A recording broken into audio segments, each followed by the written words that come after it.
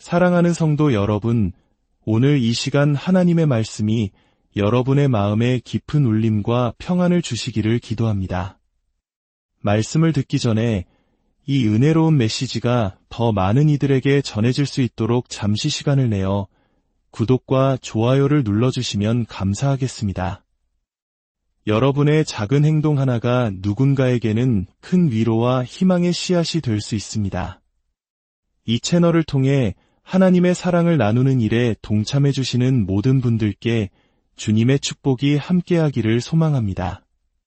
오늘 우리가 함께 나눌 이야기는 오래 참음, 즉 인내에 관한 것입니다.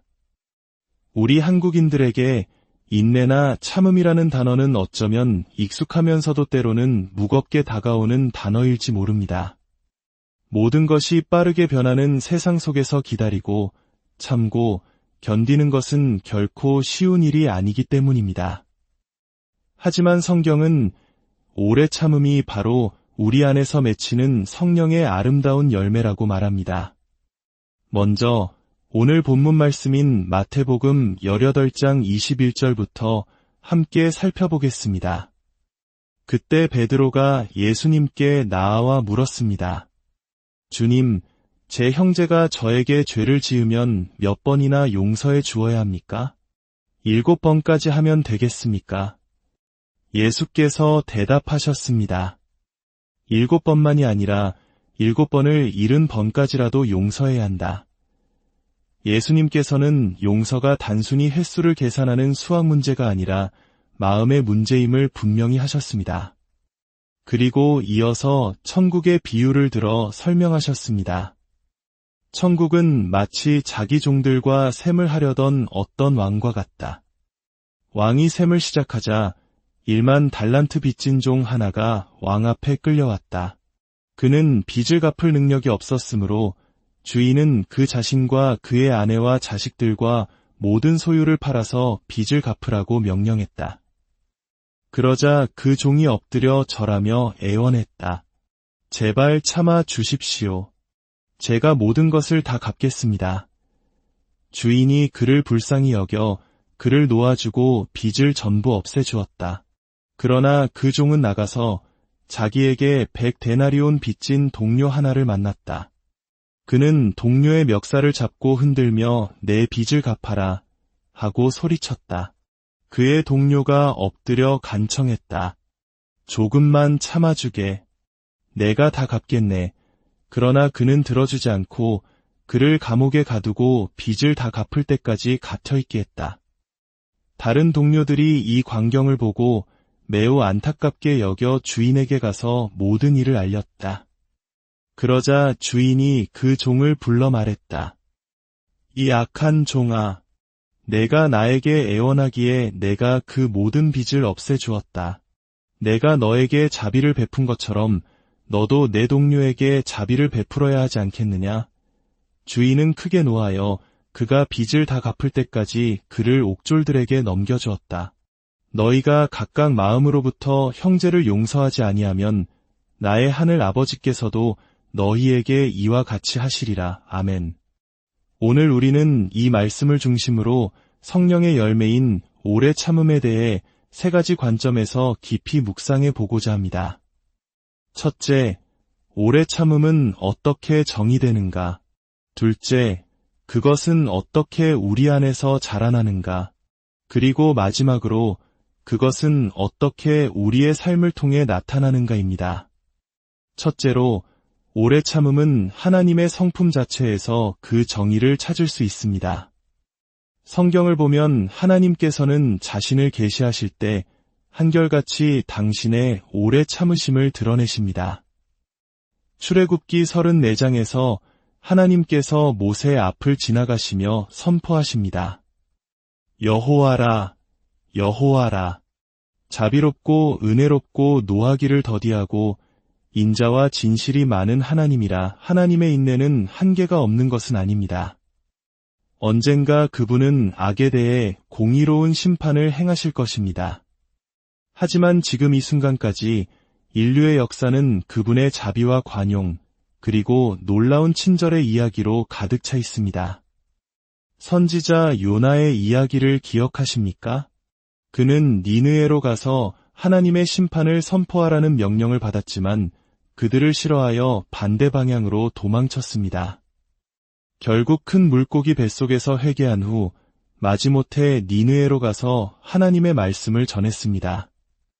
놀랍게도 니느웨 사람들은 그의 말을 듣고 회개했습니다. 그러자 요나는 오히려 화를 내며 하나님께 이렇게 말합니다. 주여, 내가 알았습니다. 주께서는 은혜로우시며 자비로우시며 노하기를 더디하시며 인애가 크신 하나님이신 줄을 내가 알았습니다. 요나는 하나님의 오래 참으시는 성품 때문에 니느웨 사람들이 용서받을 것을 미리 알고 있었던 것입니다. 신약 시대에도 이 메시지는 계속해서 울려 퍼집니다. 베드로 사도는 베드로후서 3장에서 말세의 사람들이 주께서 강림하신다는 약속이 어디 있느냐고 조롱할 것이라고 예언합니다. 그때 베드로는 이렇게 대답합니다. 주께서는 약속을 더디다고 생각하는 자들같이 더딘 것이 아니라 오직 너희를 대하여 오래 참으사 아무도 멸망하지 아니하고 다 회개하기에 이르기를 원하시느니라. 하나님께서 왜 이토록 오래 참고 기다리시는 걸까요? 그것은 바로 한 사람이라도 더 멸망하지 않고 회개하여 구원받기를 원하시는 그분의 사랑 때문입니다. 사도 바울은 누구보다 이 하나님의 오래 참으심을 깊이 체험한 사람입니다. 그는 디모데전서 1장에서 자신의 과거를 이렇게 고백합니다. 내가 전에는 비방자여 박해자여 폭행자였으나 도리어 긍휼을 입은 것은 우리 주의 은혜가 그리스도 예수 안에 있는 믿음과 사랑과 함께 넘치도록 풍성하였음이라. 그리고 그는 이렇게 결론을 내립니다. 그러나 내가 긍휼을 입은 까닭은 내 속에서 예수 그리스도께서 자신의 온전한 오래 참으심을 보이사 후에 주를 믿어 영생 얻는 자들에게 본이 되게 하려 하심이라. 바울 자신의 삶이 바로 하나님께서 얼마나 오래 참고 기다리시는 분인지를 보여주는 가장 강력한 증거였던 것입니다. 우리 중에도 오랫동안 하나님을 외면하고 내 멋대로 살다가 뒤늦게 주님의 품으로 돌아온 분들이 계실 겁니다.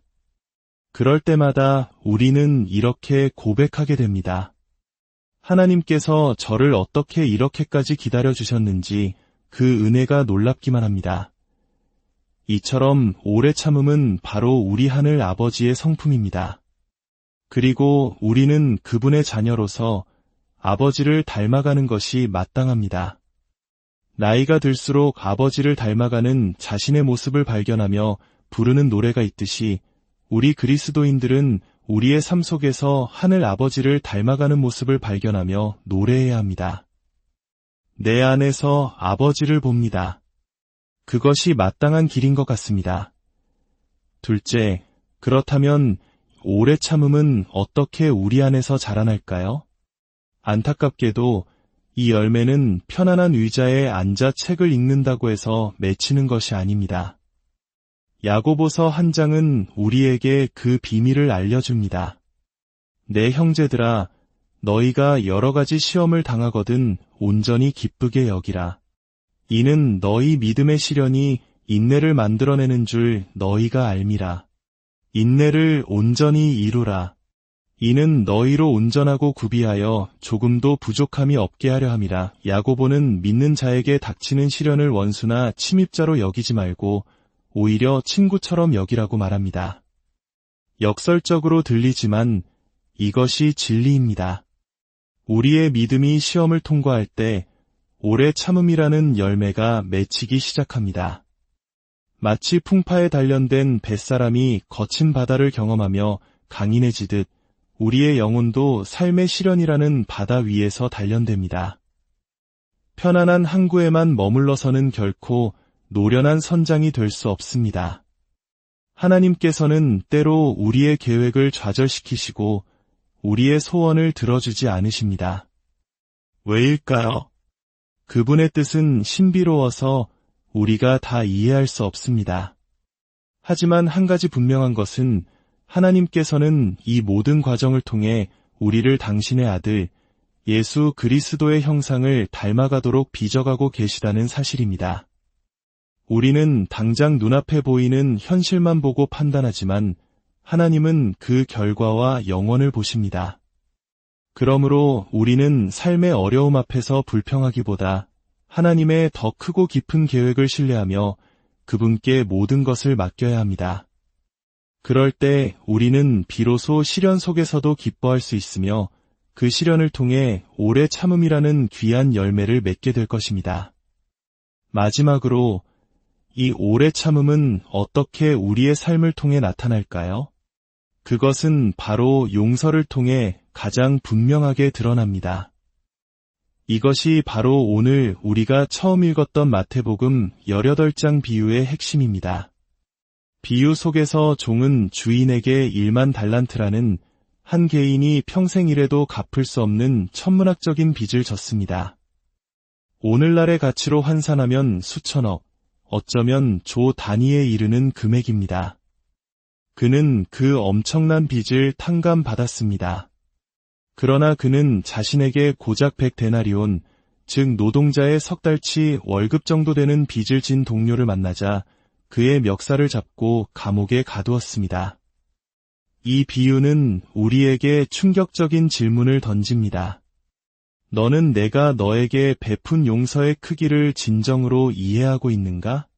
내가 너의 그 엄청난 죄의 빚을 탕감해 주었는데 너는 어찌하여 형제의 작은 잘못을 용서하지 못하는가? 우리가 다른 사람을 용서하는 행위가 하나님의 용서를 얻는 조건은 아닙니다.